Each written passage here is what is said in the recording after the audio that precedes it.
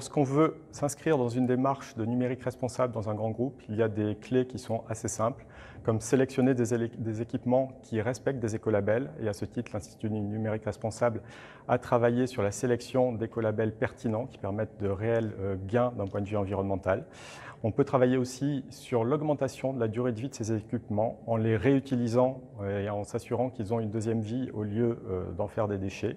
Et enfin, lorsque en phase ultime ça devient des déchets, on peut s'inscrire dans une démarche d'économie circulaire en s'assurant qu'ils sont collectés par des organismes qui sont capables de les trier correctement et d'assurer un recyclage effectif et sans recourir à un export des déchets, ce qui est fréquemment le cas vers des pays comme l'Afrique ou l'Inde.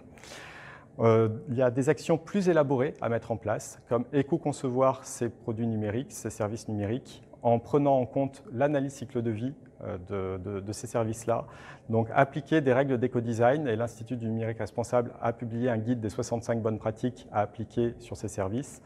Et puis enfin, on peut travailler aussi sur la mesure de notre empreinte environnementale avec des outils tels que l'analyse cycle de vie. Alors ces démarches sont plus élaborées et nécessitent de rentrer dans des démarches de formation. Il y a plusieurs organismes qui sont habilités à dispenser ces formations.